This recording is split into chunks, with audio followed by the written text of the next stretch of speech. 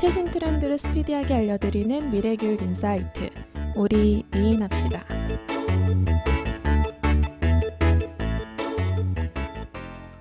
안녕하세요. 저는 교육공학계의 차기 셀럽 윤성입니다. 안녕하세요. 저는 교육공학계의 크리에이터 장지은입니다. 안녕하세요. 저는 교육공학계의 핵인사 임현진입니다. 안녕하세요. 저는 요정 임지영입니다. 저희 지난 시간에 세계시민의식, 세계시민교육에 대해서 좀 이야기를 나눠봤고요. 우리 그때 좀 말랑말랑했나요? 오히려 굉장히 무거웠던 것 같아요. 그런가? 마음의 짐과 변화의 의지를 다지며 그럼 좋은 거네요. 그래서 저희 진짜 지난번에 이제 세계시민의식을 얘기를 했었는데 사실 최근에 교육공학 쪽에서 관심을 갖고 있는 이슈는 디지털 시민의식, 디지털 시티즌십과 관련된 이야기들을 좀 최근에 많은 분들이 하고 있거든요. 그래서 오늘 에피소드는 디지털 시티즌십을 주제로 좀 이야기를 나눠보려고 합니다. 그러니까 디지털 시티즌십이라는 이름에서 너무 잘 드러나기는 하는데, 그러니까 저희가 지난 시간에는 세계 시민의식에 대해서 했잖아요. 그러니까 이번에는 디지털이라는 게 굉장히 중요해지는 거예요. 그러니까 저는 디지털 시티즌십이라는 거를 이제 얼마 전에 유네스코에서 하는 프로젝트에 사실 뭐 저는 전문가 뭐 이런 걸로 낀 건 아니고 살짝 발을 담궈서 보고서를 좀 작성하고 뭐 이런 데 약간 참여를 했는데 그러다 보면 전문가가 되는 거죠. 예. 근데 이제 그거를 보고서를 작성하면서 공부를 했던 거는 뭐냐면, 그러니까 세계라는 곳이 굉장히 중요한 공간이잖아요. 근데 이 오프라인에서의 우리나라, 세계, 이거를 넘어서 온라인에도 세계가 존재한다는 거예요. 온라인 속에 우리나라가 있고 온라인 속에 세계라는 것이 있고, 그렇게 해서 우리가 살아가는 공간이 굉장히 넓게 확장이 되는 거죠. 저는 디지털 시티즌십을 그렇게 이해를 하고 있었고, 일단 그렇게 디지털 시티즌십에 대해서 좀 브로드하게 이해를 할 수가 있을 것 같아요. 그렇죠. 사실 디지털 시티즌십이라는 개념이 지금 여기저기에서 많이 얘기는 되고 있는데, 그렇다 보니까 디지털 시티즌십이 무엇이다라고 얘기하는 것이 되게 의견들이 분분해요. 그래서 하나의 어떤 공통의 이해를 갖고 있지는 않은 것 같아요. 제가 느끼기에. 그래서 제가 이제 관련해서 논문을 한 편 쓴 적이 있었는데, 그때 좀 이제 문헌들을 살펴보면서 이 디지털 시티즌십이라고 하는 거를 이해하는 관점이 크게 두 가지가 있는 것 같다라고 제가 나름대로 개념화를 한번 해본 적이 있었거든요. 근데 사실은 시티즌십이라는 개념 자체도 굉장히 폭넓은 개념을 갖고 있잖아요. 그래서 어떤 시민이 가져야 되는 소양이라고 생각한다면 디지털 시티즌십이라고 하는 것은 사실 누구나가 우리 모두 다가 시민이잖아요. 그래서 누구나가 가져야 되는 디지털과 관련된 소양, 이렇게 생각하는 관점이 한 가지가 있는 것 같고요. 그리고 또 한 가지 관점은 조금 다른 관점이 있는데, 그 두 번째 관점 같은 경우에는 그러니까 우리가 어떤 시민으로서 사회 공동체에 참여하는 형태에 대한 이야기들을 하고 있는 관점이 있어요. 그러니까 우리가 전통적으로 시민이 하는 행동을 보면 약간 좀 투표, 선거에 참여하고 뭐 이런 것들 좀 약간 소극적으로 내가 다 해야 하는 의무를 다하는 관점의 어떤 시민이 있었는데, 이 디지털화가 되면서 사실은 누구나가 목소리를 내기가 더 용이해졌잖아요. 그래서 그런 디지털을 활용해서 내가 조금 더 적극적인 시민으로서의 공동체에 기여하고 참여하고, 이런 관점으로 보는 두 번째 관점이 있을 수 있다라고 저는 생각을 했어요. 그래서 저도 그 유네스코 프로젝트에 참여하면서 참 굉장히 잘 정리되어 있는 자료를 하나 본 적이 있는데, 한 12개의 기관에서 정의하고 있는 디지털 시티즌십의 뭐 정의, 그다음에 디지털 시티즌십은 어떤 요소로 구성되는가, 이런 보고서를 본 적이 있어요. 근데 굉장히 재밌는 게 12곳에서 얘기하고 있는 게 다 다른 거예요. 맞아. 진짜 그러니까 물론 뭐 다 다르다고 해서 막 12곳에서 정말 하나하나 다 다른 걸 얘기하고 있어요라고 말할 순 없지만, 물론 공통적인 것도 있지만 하나하나를 정의하고 있는 정의도 다르고, 디지털 시티즌십이라는 게 무엇인가라는 그 자체에 대한 정의도 너무 달라서 아직 이 디지털 시티즌십이 무엇인가에 대한 어떤 합의된 하나의 정의는 정말 찾아보기가 어렵다라는 걸 깨달을 수가 있었는데 다만 아까 지금 성혜님이 말씀하신 것처럼 그 관점으로 구분을 하다 보면 확실히 공통점은 있더라고요. 그러니까 굉장히 그 디지털 세상을 강조하는 관점에서는 디지털을 어떻게 하면 더 건강하게 이용할 것인가라는 데 좀 더 초점을 맞추고 있고 그 다음에 뭐 정말 시민으로서의 참여하는 거를 이제 강조하는 관점에서는 사회적으로 참여하는 데 있어서 디지털을 얼마나 잘 활용할 것인가를 강조하기는 하더라고요. 맞아요. 제가 그 두 관점으로 정리를 한 거였어요, 논문을. 그래서 또 하나 되게 재밌는 거가 그 전에 저희가 소프트웨어 교육 에피소드를 다뤘었잖아요. 근데 그 소프트웨어 교육에서도 모두 다 바로 이 디지털 시민 교육에 대해서 거론하고 있어요. 대부분의 소프트웨어 교육의 그 교육 과정 안에서 이 디지털 시민 교육이라는 이 용어 자체를 실제로 사용하고 있고요. 그리고 여기도 아직 정립이 안 된 상태인 건 마찬가지여서 막 찾아보면 그 우리가 소프트웨어 교육 얘기할 때 컴퓨팅 사고력을 얘기했잖아요. 컴퓨팅 사고력 안에 하위 요소에 디지털 시민 의식이 있기도 하고요. 그리고 또 디지털 시민 하위 요소에 디지털 시민을 평가하는 하위 요소에 이 컴퓨팅 사고력이 또 들어있기도 하고 막 그래요. 맞아요. 그 개념적으로 사실 디지털 시티즌십을 뭘로 이해하느냐가 지금 사람들마다 다 다르기 때문에 그런 현상들이 나타나는 것 같고요. 사실은 디지털 시민교육과 관련해서 좀 많이 이야기를 하고 있는 단체가 있는데 IST라고 이제 International Society for Technology in Education이라고 하는 곳이 있어요. 그래서 그쪽에서 사실 디지털 시티즌십에 대한 이야기들을 좀 많이 이끌어 나가고 있는데 거기에서 바라보고 있는 디지털 시민 의식의 개념은 굉장히 브로드하더라고요. 제가 아까 말씀드렸던 디지털 자체를 조금 물론 그렇다고 해서 디지털만 강조된 건 아니겠지만 어디에 조금 더 초점을 두냐의 관점에서 디지털에 중심을 두고 있는 관점이랑 시민으로서의 참여에 중심을 두고 있는 관점이 바로 이 IST의 정의에 전부 다 포함이 되더라고요. 그래서 여기에 포함되는 것들을 이제 살펴보면 여기에 포함되는 사실 여기서는 디지털 시티즌이라는 거를 하나의 요소로 포함을 하고 있기도 하고 그다음에 뭐 empowered learner, 뭐 global collaborator, 그다음에 creative communicator, 뭐 innovative designer, knowledge 스트럭터, 그다음에 컴퓨테이셔널 띵커. 우리가 저희가 얘기했던 굉장히 많은 것들이 다 여기에 다 들어있는 굉장히 큰 개념이더라고요. 그래서 제가 그 컴퓨테이셔널 띵킹 그를 도구를 계속 찾았어요. 이걸 평가할 수 있는 도구를 되게 많이 찾았는데 그런 데서 계속 나오더라고요.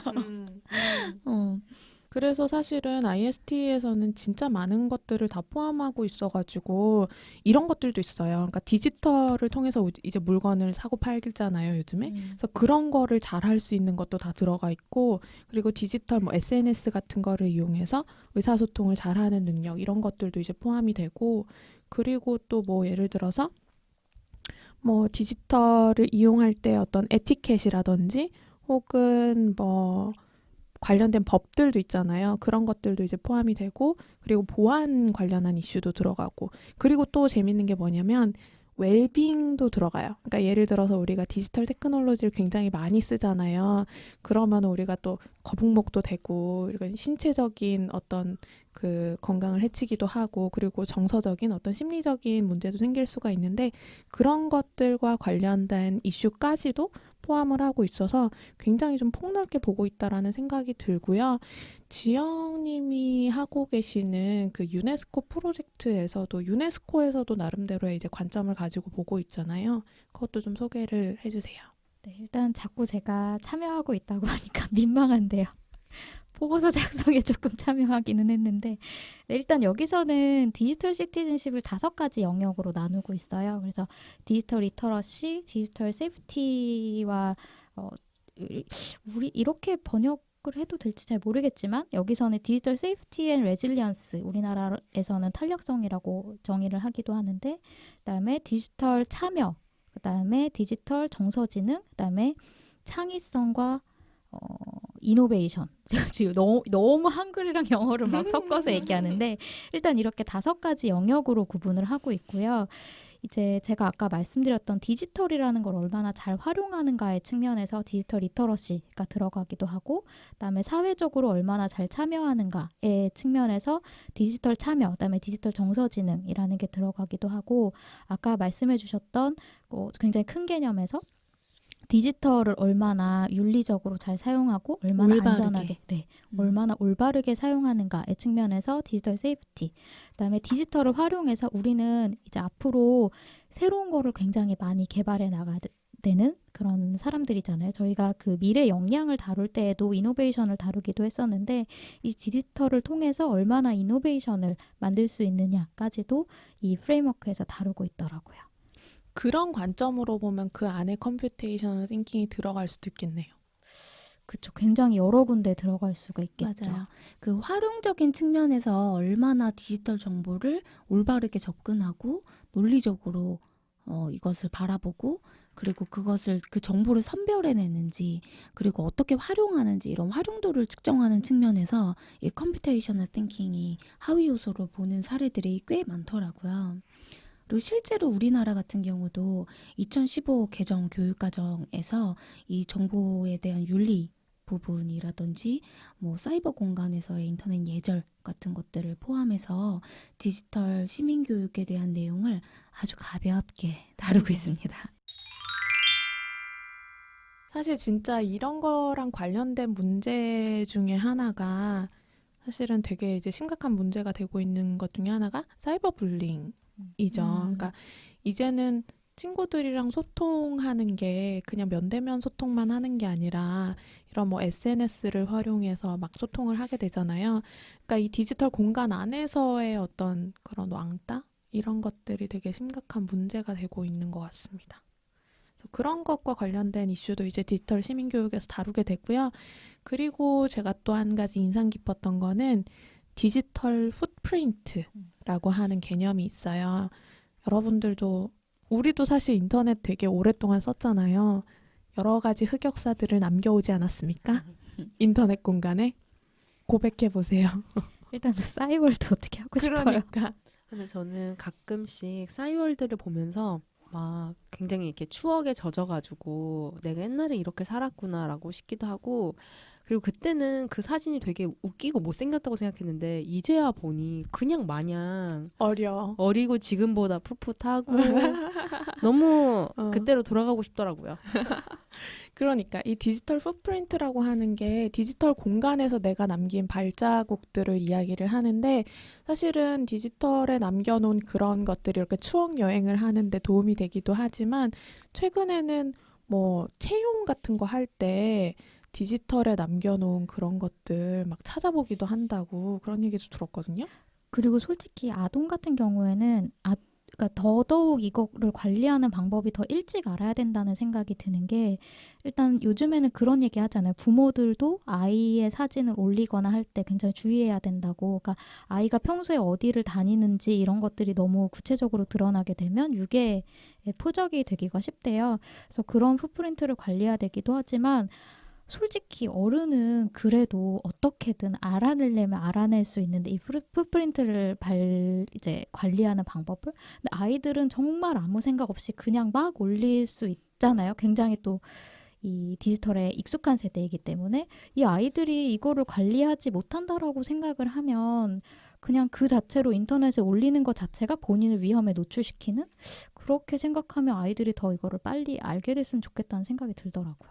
네, 방금 얘기하셨던 것 중에 진짜 실제로 모 기업에서 그 누가 이제 글을 뭐 블로그 개인 그 SNS에 그 회사에 대한 되게 부정적인 견해를 남겼는데, 근데 결국은 그 사람이 이제 그 회사에 이렇게 합격이 된 상황이었어요. 근데 마침 그거를 필터링을 한 거죠. 그래서 회사 측에서 그 최종 합격 명단에서 이제 뺐다는 얘기를 들은 적이 있습니다. 그러니까 이제는 진짜로 디지털 공간에 남겨놓은 나의 어떤 생각이나 이런 흔적들이 어떤 이렇게 실질적으로 뭐 채용이 취소된다던가 이런 현상들로도 나타날 수가 있기 때문에 그만큼 좀 잘 관리를 해야 되는 필요성이 커지고 있죠. 그래서 그런 것들이 디지털 시티즌십에 대한 첫 번째 관점에서 다 포함하는 이슈들이라는 생각이 많이 들고요.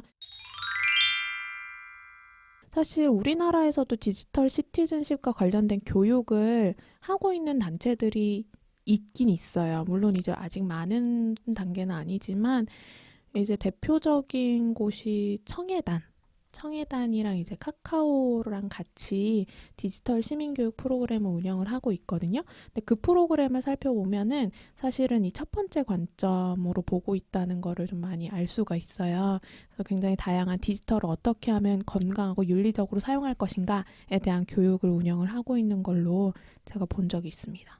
네, 맞아요.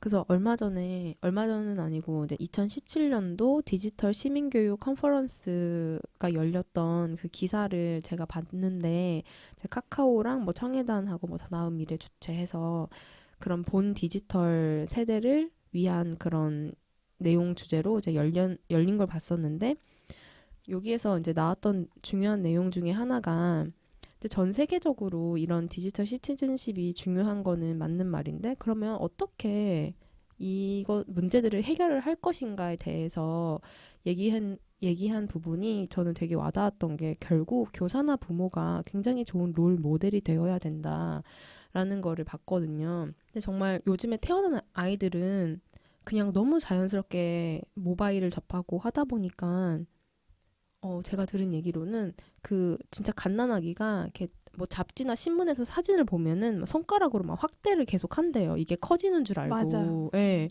그러니까 너무 자연스럽게 디지털화된 그 세대로 커가고 있는데 그 부모들이 좋은 모습을 보여주고 교사들이 좋은 모습을 보여줘야지 아이들이 바르게 자라지. 윗사람들은 그렇게 하지 않는데 어떻게 애들한테 바르게 디지털을 활용을 할지에 대해서 얘기를 할 수 있을까라는 생각을 하면서 최근에 저희 그 요즘에 직장인들 사이에서는 굉장히 블라인드 앱이라는 게 이슈가 됐는데 그게 익명성을 담보로 해서 굉장히 그 심한 얘기들이 막 오가거든요. 거기에서 다들 한 아이의 부모가 되시거나 된 분들일 텐데 그렇게 격렬한 언사를 하는 것을 보면서 아직 우리나라는 많이 멀었다. 라는 생각을 하게 됐어요. 맞아요. 뭐 우리나라뿐만이겠어요. 진짜 인터넷에 사실은 정말 입에 담을 수 없는 얘기들을 하는 사람들이 정말 많죠. 아니 근데 그 교사 얘기를 하니까 생각나는데 제 친구가 모 고등학교에 상담교사로 일을 하고 있거든요. 근데 그 친구가 이제 뭐 진로 상담 이런 것도 되게 많이 한대요. 근데 어떤 학생이 와서 너는 이제 뭐가 되고 싶니? 뭐 이런 질문을 했겠죠? 근데 거기에다가 저는 그 아프리카에 지금 소속사 그거를 운영하는 어디 소속사의 제의가 들어와서 아프리카 TV? 네, 아프리카 TV. 아프리카 TV에 출연하는 그런 크리에이터가 되겠다. 이런 얘기를 했대요. 근데 당연히 제 친구는 사실 그런 걸 잘 모르니까 되게 좀 안 좋은 컨텐츠들을 막 당연히 상상을 하게 되잖아요. 그래서 너무 걱정되는 마음으로 너 그거 어떤 컨텐츠 만들려고 하는데? 이렇게 물어봤대요. 그런데 거기서 하는 소리가 저 법방은 안 해요. 이렇게 얘기하더래요. 법방이 뭐지? 나 법방이 뭔지 뭐예요? 모르겠는데요. 벗는 방송. 청소년이. 근데 저 법방 팀은 아니고 저 지금 들어간 소속사가 법방 팀은 아니고요. 그냥 사람들이 글 올리는 거 읽어주고 그냥 소통하는 소통 방송이에요. 이렇게 얘기를 하더래요. 어머나 세상에. 근데 제 친구는 일단 그 아이의 법방에 입에서 꽂혔지. 아니 근데 그 아이의 입에서 법방이라는 얘기가 나왔을 때부터 얘를 어떻게 지도해야 될지 잘 모르겠는 거예요. 그러니까 이것도 사실 이 디지털 세계에서 새롭게 살아가는 아이들이 겪는, 그러니까 굉장히 많은 아이들이 크리에이터가 되고 싶어 하잖아요. 맞아요. 근데 이 아이를 어떻게 지도해야 될지 자체가 교사들은 너무 이 변화하고 있는 사회 속에서 알 수가 없는 거죠. 법방이라는 얘기도 이 친구는 처음 들어봤고. 저도 처음 들었어요. 저도 사실 이 친구를 통해서 처음 들어봤는데 이 학생들한테 법방이라는 얘기가 엄청 유명하대요. 그렇구나. 되게 잘 알려진 키워드.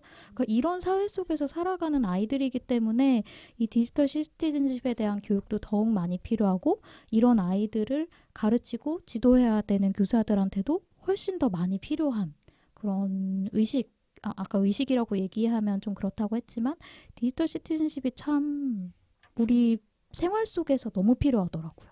너무 충격적이네요. 네, 이거를 들으시고 검색을 해보시는 분은 그러면 안 돼요. 안 계시겠죠.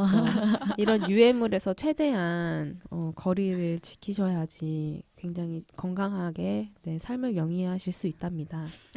이렇게 공익 멘트 한번 해주시고. 사실 저도 되게 유사한 걸로 인스타그램에서 그 인스타그램은 그 연령 이런 거에 대한 제한이 없잖아요. 근데 거기에 그렇게 성인물 컨텐츠들이 인스타에도 그런 게 있어요. 네, 제약 없이 올라오고 그 몇 음. 가지 해시태그가 있는데 아까 법방에서 생각이 났는데 저희는 사실 그 학교 동문들끼리 버시라고 불러서 버스타그램이라고 쓰는데 그게 다른 쪽으로는 정말 벗은 사진을 올리는 걸로 버스타그램이라고 쓴다고 하더라고요. 그래서 너무 충격받아가지고 정말 절레절레 고개가 절로. 너무 별로다. 또 이런 얘기는 한도 끝도 없으니까 잠깐 벗어나서 또 다른 논의점에 대해서 한번 얘기를 해보자면 그 요즘에 공유 문화가 대세잖아요. 공유하고 나누고 하는 문화들. 그래서 이 선생님들이 이제 공유 막 메이커 교육에서도 공유, 막 어디에서도 공유. 그러니까 그래서 디지털 이 시민 교육에서도 공유 막 이렇게 해서 이 강제적으로, 그러니까 강제적이기까지는 아니었던 거죠. 선생님들 입장에서는 어쨌든 이러한 문화를 수용하는 입장에서 이제 학생들한테 뭐 학습한 내용이라든지 그다음에 뭐 수업의 결과라든지 이런 것들을 이제 온라인상에 공유하게끔 시키는 거예요. 근데 이게 큰 문제 의식 없이 이제 이러한 활동들이 아주 많이 최근에 일어나고 있거든요. 근데 누군가는 이거를 공유하고 싶지 않은 아이들한테는 이게 굉장히 폭력일 수 있는 거예요. 강요일 수 있고 강제력 행사일 수 있다는 거예요. 실제로 또 최근에 어떤 뉴스가 있었냐면 어떤 학생이 아버지의 폭력으로부터 떠나서 이제 몰래 이제 숨어서 어디 학교를 다니고 있었는데 거기서 이제 이런 공유를 시키게 해서 공유를 한 거를 아버지가 알아내가지고 찾아와서 잡혀가서 좀 나쁜 뭐 이런 일들이 있었던 그런 것들이 이제 뉴스에 나왔었어요. 그래서 이게 알게 된 그 자녀를 이렇게 격리를 시켰는데 어떻게 알고 찾아갔는지를 보니까 그 학교에서 이렇게 약간 강제적으로 했었던 그런 학습 활동에 대한 공유를 보고 이제 아버지가 찾아간 거예요. 그러니까 이제 이런 것들, 이런 사례들도 이제 사실 나오기 시작하는 거죠. 그래서 우리가 뭐 공유의 정책이라는 것이 물론 교육에서 되게 또 중요한 키워드인데 이것 자체도 이제는 그 앞에서 잠깐 나왔었던 디지털 풋프린트라는 측면에서 되게 그 학습자 중심적으로 더 섬세하게 설계돼야 된다라는 것이 좀 밝혀진 것 같아요. 그런 사례는 되게 생소하네요. 근데 그 디지털 시민의식이라고 하는 거 개념 안에 살펴보면 사실은 저작권에 대한 이슈도 들어가기도 하고요. 맞아요. 그리고 프라이버시에 대한 내용도 사실 포괄적으로 생각을 하는 관점들이 있는데 그런 것들을 진짜 좀 정확하게 교사들뿐만 아니라 이제 학생들이랑 다 같이 조금 의식적으로 더 노력을 해야 되는 부분들이 많은 것 같습니다. 맞아요. 최근에 또 성인님께서 아주 제대로 경험을 하셨잖아요. 아이들이 너무 공유에 익숙해진 나머지 과제물도 다 공유를 하는. 맞아요. 이거는 정말 어떻게 해야 저 되는지. 진짜 너무 속상했어요. 네. 그러니까 과제물이 사실 인터넷에서 막 블로그나 이런 데서 긁어온 것뿐만 아니라 과제를 사고 파는 사이트가 있잖아요. 거기서 또 막 다운받아가지고 네. 과세를 했더라고요. 그래서 애들이 너무 행복해졌던 것 같아요. 근데 진짜 정보가 너무 많기 때문에 이 저작권의 문제가 정말 되게 큰 중요한 이슈인 것 같기도 해요. 맞아요. 이제는 너무 많은 창작물들이 나와서 순수 창작물이 과연 무엇인가에 대한 그런 얘기들도 있고, 그래서 뭐 요즘에 크리에이터가 이제 많이들 꿈꾸고 있는데, 뭐 영화를 보고 그것을 리뷰해주는 뭐 크리에이터들이 뭐 제대로 그 저작권으로 뭐 정산을 받기가 어려졌다는 뭐 그런 얘기들도 있고 하더라고요. 그런 정책들이 굉장히 복잡해지면서, 그래서 디지털 시티즌십이 발전하면 할수록 이런 부분의 법 제도 부분도 정교화되어야 되겠다라는 생각을 하게 됐어요. 그래서 저희가 지금 첫 번째 관점에 대해서 조금 브로드하게 이야기들을 많이 나눠봤는데, 사실은 저는 좀 개인적으로 더 관심 있는 부분이 디지털 시티즌십을 약간 좀 전통적인 시민의 참여가 좀 확장되는, 깊어지는 약간 이런 관점으로 보는 이 부분도 저는 상당히 중요할 거라고 생각을 하고 관심을 많이 갖고 있어요.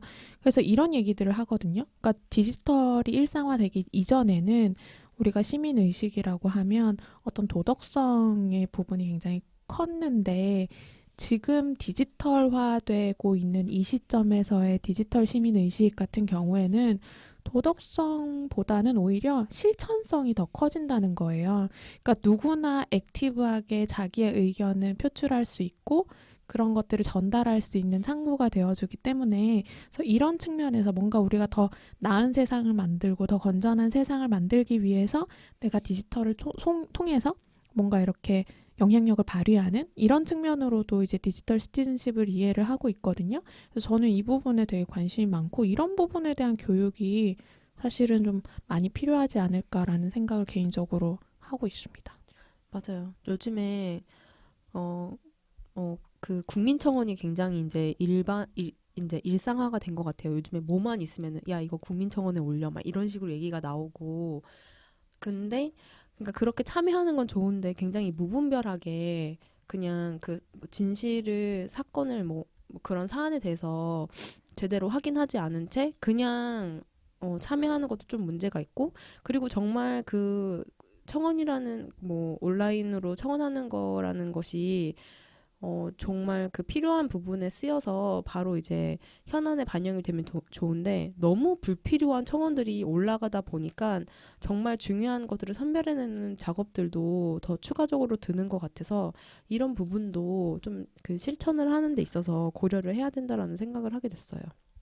저는 사실 지금 이야기하는 게 이 타이밍에 맞을지 모르겠는데 이 유명한 사이트는 아니에요. 근데 제가 좀 옛날부터 눈여겨보고 있는 사이트가 있는데 dosomething.org라는 게 있어요. 근데 이게 뭐냐면 600만 명의 아이들이 전 세계에서 참여하고 있는 그런 사이트인데, 이 사회에 자기가 지금 살고 있는 사회에 뭔가 기여할 수 있는 방법을 아무나 아이디어를 막 올리는 거예요. 그러면 그 아이디어에 공감한 학생들이 나도 여기 참여할래를 자기가 알아서 선택을 하고, 그 선택을 해서 실제로 참여한 증거를 사진을 찍어서 올리는 거거든요. 그러니까 예를 들어서 여기 어떤 그 프로젝트가 진행된 적이 있냐면, 지금 우리 학교에 왕따인 아이들이 많으니까 왕따인 아이들이 화장실 같은 데 가서도 외로움을 느끼지 않도록 화장실 거울에다가 나는 너를 응원해라는 포스트잇을 붙여주자라는 어떤 프로젝트를 어떤 아이가 아이디어를 올린 거예요. 근데 그거에 실제로 공감한 전 세계 아이들이 그 프로젝트에 다 참여를 해서 자기 학교의 그 화장실 거울에다가 포스트잇을 다 뭐 나는 뭐 너를 응원해 뭐 이런 류의 나는 너를 사랑해 뭐 이런 거를 다 올리고 사진을 찍어서 나 참여했어라고 올린 거죠. 그러면 실제로 이 사회 그 여러 가지 여러 나라들에서 그런 활동이 퍼져나가게 되고, 이거를 또 다른 학생들이 다 지켜보면서 그런 활동이 전부 다 이렇게 퍼져나가는, 좀 그래서 이 사이트가 성장하기를 좀 기대하면서 지켜보고 있는데, 아마 이런 게 디지털 이 참여라는, 그러니까 시민으로서의 참여라는 좀 사례가 되지 않을까라고 생각을 합니다. 되게 좋은 사례네요. 저 지금 딱 그 얘기 하려고 그랬는데 딱 이 얘기를 해가지고 제가 얘기하려고 했었던 사례는 요 사례라기보다는 우리가 그 실천을 지금 하는 거잖아요. 그리고 실천을 공유하는 거잖아요. 근데 그것이 물론 자신의 의식이라든지 사고라든지 자신의 철학이라든지 뭐 이런 것들을 개진하는 것까지도 나아갈 수 있지만 아주 작은 역할까지도 우리가 그것을 실천으로 볼 수 있다라는 거죠. 그래서 제가 방금 딱 그 인증샷 얘기를 하려고 했었거든요.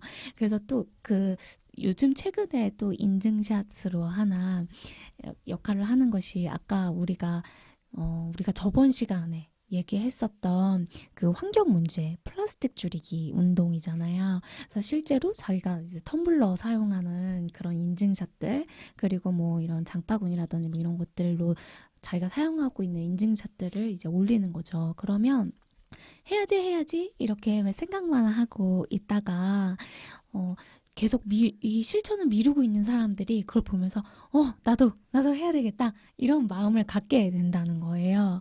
그래서 인증샷을 진짜로 올리는, 그러니까 자기의 아주 작은 실천에 대한 인증샷을 올리는 것만으로도 그것이 사회에 기여를 하고 있다고 보는 거죠. 또 이렇게 보는 거에 대한 또 용어가 있죠. 그렇죠. 슬랙티비즘이라는 용어가 있거든요. 그러니까 이게 합성어인데 슬래커라고 하는 게 이제 게으른 사람 이런 얘기고요.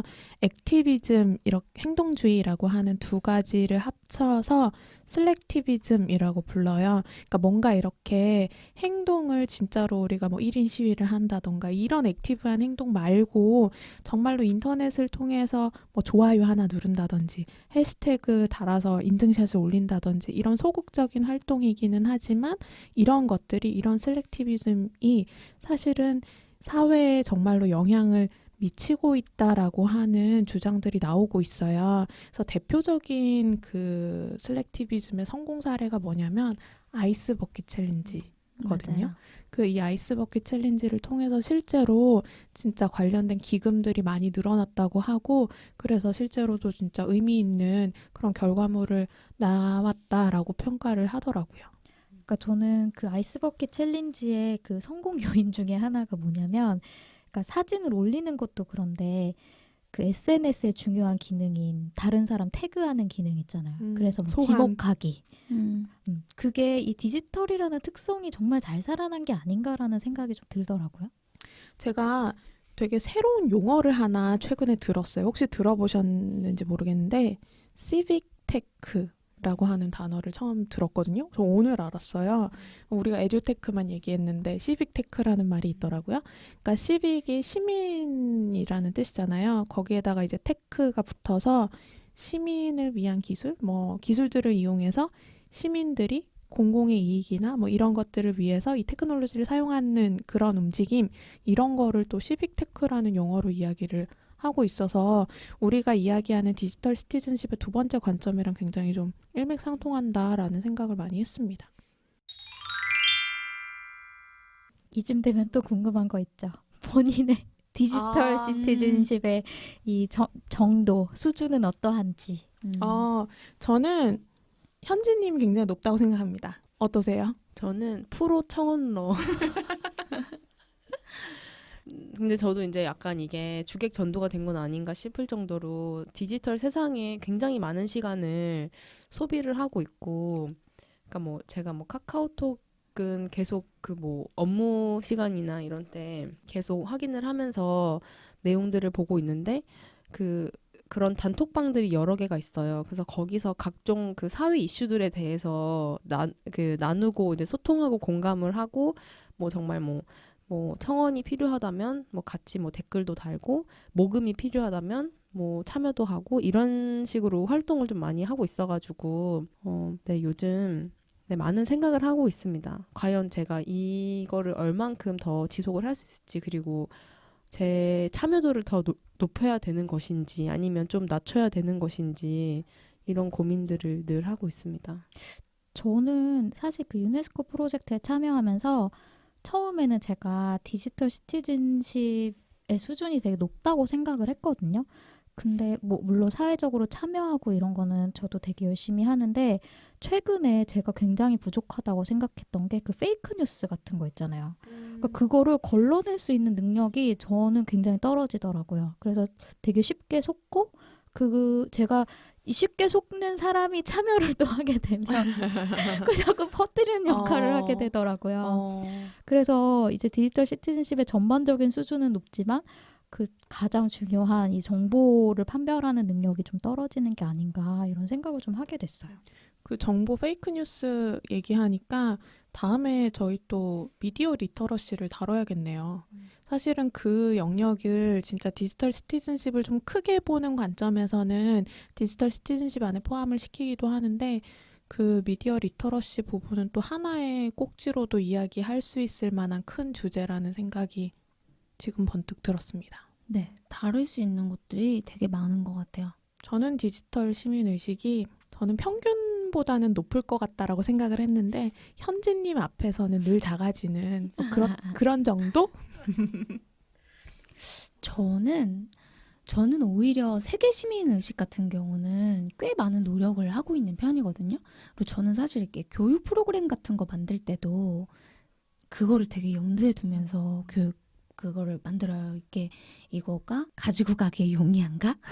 얘가 비행기에 태우기에 적당한가? 막 이런 것들도 막 되게 많이 고민을 하고 또 최근에는 태양열로 이렇게 뭐 전기나 뭐 이런 미디어 교육을 할 때 태양열로 할 수 있는 것들에 대해서도 고민을 많이 하고 있어요. 근데 사실 저는 디지털에 대해서는 좀 약해요. 왜냐면 제가 SNS 인간형이 아예 아니에요. 여기서 고백을 하시네요. 저는 그러니까 소프트웨어 전문가지만 네. SNS는 안 한다. 저는 이 특별한 노력이 필요해요. 그래서 이렇게 내가 이거를 막 공유하고 막 이렇게 막 일거수일투족을 그러니까 제가 약간 이렇게 혼자서 이렇게 하는 거를 좋아하나? 모르겠어요. 그러니까 저는 이걸 SNS에 막 이렇게 끊임없이 계속 공유하고 이 SNS를 계속 쳐다보고 하는 거 있잖아요. 이걸 못 보게 하면 사람들 화가 나고 스트레스를 받는데요. 근데 저는 이걸 오래 보면 스트레스를 받아요. 아니 저는 그 KT 화재 사건 때문에 인터넷 안 되는 동안 정말 힘들었거든요. 정말 디지털 시티즌이라는 거를 깨달으셨잖아요. 저는 그죠? 완전 디지털 오리엔티드 된 삶을 살고 있어요. 아니, 그럼 저는 진짜 SNS 이런 거 열어보는 거 전혀 1도 노력이 필요하지 않아요. 그냥 너무 자연스럽게. 그러니까 제가 이 두 분과 같이 여행을 저번에 다녀왔는데요. 너무 웃긴 게 뭐냐면 분명히 저희 셋이 같은 곳을 갔어요. 근데 갔다 왔는데 성혜님은 제가 정신을 차리기도 전에 이미 그게 다 스토리로 올라가 있고 지은님은 뭐 한 달 뒤에? 한 달 뒤에 올라왔나? 일주일. 나 한국에 돌아왔는데 아직 유럽에 있는 줄. 그러니까 이게 되게 다르더라고요. 이거는 그냥 성격 차이인 것 같아요. 제 맞아요. 생각에는. 그래서 저는 그게 되게 특별하게 노력해서 하는 거예요. 저는 아까 전에 막 디지털 풋프린트 얘기할 때 여러분들 막 흑역사 있다 그랬잖아요. 전 깨끗해요. 아니 저는 SNS의 역사를 다 밟아온 사람이에요. 미투데이까지 했다니까 내가. 저도요. 그래서 저는 뭐 싸이월드부터 그냥 쭉 다 했어요. 아니 저는 이제 뭐 추가로 더 얘기하는 거는 이제 저의 그 정해진 제가 해야 될 업무들도 있고 삶의 패턴이 있는데 제가 요즘에 드는 생각은 과연 나의 정체성은 무엇인가 싶을 정도로 너무 실천가로서의 돈도 벌고 해야 되는데. 돈도 벌고 제 현업도 있고 한데 너무 그 사회 이슈에 너무 많은 관심을 기울이다 보니까 제가 스스로 너무 힘들어지더라고요. 네네. 뭔지 그러니까 알 것 막 같아요. 너무 주로 안 좋은 사건 사고들을 접하다 보니 너무 이제 막 마음도 아프고 이게 심적으로 고통이 커져서 이 부분에 대한 밸런스를 맞추는 게 되게 중요하다라는 생각을 했어요. 네. 근데 이게 되게 신기한 게 저도 되게 사회의 이렇게 다양한 이슈들에 저도 되게 관심이 많거든요. 근데 공유를 안 해요. 아니 그리고 그거를 현지님이나 저 같은 사람들은 실시간으로 봐요. 그러니까 맞아. 모든 이슈를. 맞아. 그래서 저는 되게 궁금했어요. 한쪽 눈이랑 다른 일을 하나? 그거는 새로운 가설인데? 아니 어쩜 그런 생각을 해? 혹시 왼쪽 눈으로 늘 핸드폰을 보고 있나? 병원 가야 돼요, 그럼. 아니 그런 건 아닌데 아니 근데 거의 진짜 실시간 이슈들을 거의 실시간으로 저는 팔로우업을 하는 편이에요. 현지님도 그런 거 같고. 근데 저도 그게 익숙해지다 보니까 그러니까 공부를 되게 열심히 논문을 쓰고 있다가 잠깐 인스타를 보는 게 저의 주의를 절대 흐트러뜨리지 않아요. 저도 그래요. 그렇죠? 음. 그냥 보다가 다시 그냥 논문에 집중할 수 있는 디지털 인간으로 변해가는 걸까요? 그러니까요. 저의 삶에 굉장히 많은 부분이 디지털 안에 있는 것 같습니다. 맞아요. 그래서 지금 아까 뭐 집중력 얘기를 했는데 옛날에는 또 얼마 전에 제가 적성 검사랑 뭐 저의 그 성격 검사 한 그 자료를 어제 방 정리하다 발견했는데 저의 그 개인적인 그 특성 중에서 집중력이 굉장히 최고 높은 걸로 나왔거든요. 근데 저는 요즘 디지털화에 너무 젖어서 그런지 집중력이 거의 그 스마트폰 그러니까 뭐 새로 고침 수준으로다가 계속 이게 바뀌는 거예요. 그래서 약간 조금 너무 제가 그 디지털 환경에 몰입하다 보니 집중력이 좀 많이 떨어진 것이 아닌가. 아니요. 집중력이 떨어진 게 아니라 다른 굉장히 쪽으로. 많은 것에 집중하고 있는 거예요. 그러니까 아. 집중의 총량은 변함이 없는데 그 깊이와 넓이의 그 차이인가요? 그럴 수 있겠다. 그래서 척척 박사가 되었군요. 아. 인정.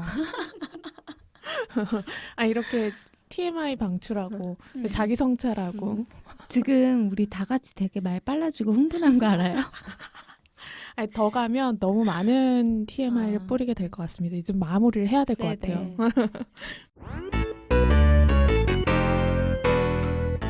교육계의 최신 트렌드를 스피디하게 알려드리는 미래교육 인사이트. 우리 다음에도 미인할까요?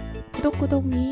팔로미. 하트 미. 많은 후기와 후원 부탁드립니다.